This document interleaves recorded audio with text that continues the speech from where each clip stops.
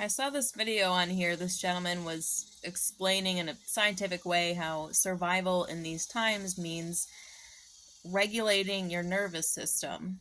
And a couple things connected dots.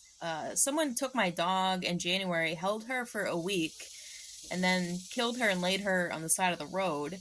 So during that week, I was looking for her, and I knew in my, right brain mind, I knew that the most important thing of all, while I was putting up posters and posting everywhere and going in different locations trying to find her, I knew the most important thing of all was to regulate my nervous system because it was obviously out of whack. It was obviously like hijacked. They target the heart. They want to go after anything that can target your heart. And so she was my best friend, fairy tale creature. Naturally, it was like, yeah, that was a major attack. And I knew that all I had to do was just force feed myself food because I wouldn't eat otherwise if I didn't have my wits about me. And I was watching Ginny and Georgia on Netflix, which is sort of a debaucherous show. It's like kind of entertaining though, a little bit relatable, a little bit, funny. Her significant other in the show was like, "What do you want? What's your dream?" And she says, "I dream of being out of survival mode. I dream a better world for my kids, and I dream to be out of survival mode."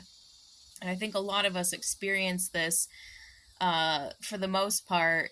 Me particularly, I've been alone for so long because I found that not being alone meant that I had to have some kind of contract with the devil, that he would have some kind of control over my life through a significant other who had control over his life.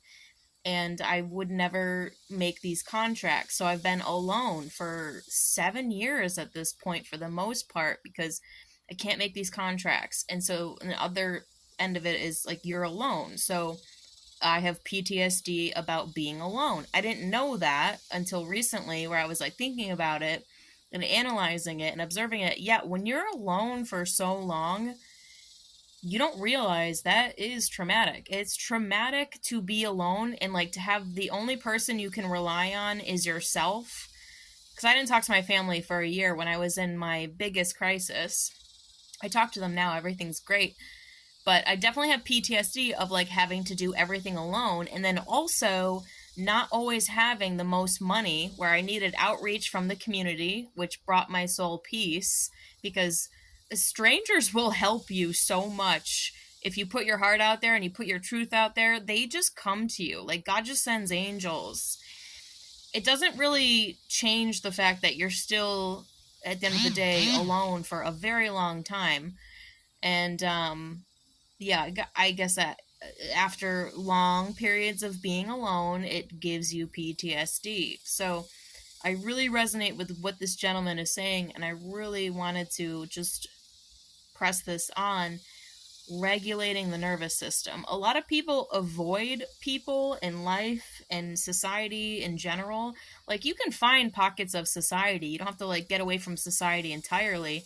You might avoid other groups, large groups, because you're too sensitive, or you can find ways to recalibrate. But regulating the nervous system without avoiding life in general, without like turning and retreating and falling into this hellish kind of mindset, this kind of death urge that I had been in for so long, coming out of now is very beneficial. So it really resonated with me what this guy was saying. You have to be able to regulate your own nervous system.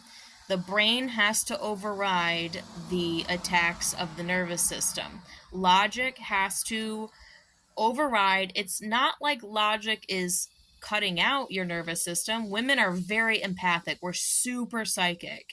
And it makes us really do some things that people think are crazy.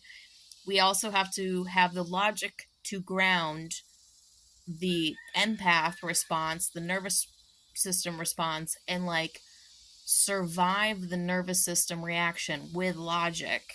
So no, I didn't create a phantom brain of being a man. I'm still not masculine. I'm not a man, but I do have a logical brain that grounds my nervous system, that overrides my nervous system. And I believe that comes from the Holy Spirit. I believe that comes from God. And if you don't believe in that, it comes with maturity as a soul, as a spirit. So I hope this helps.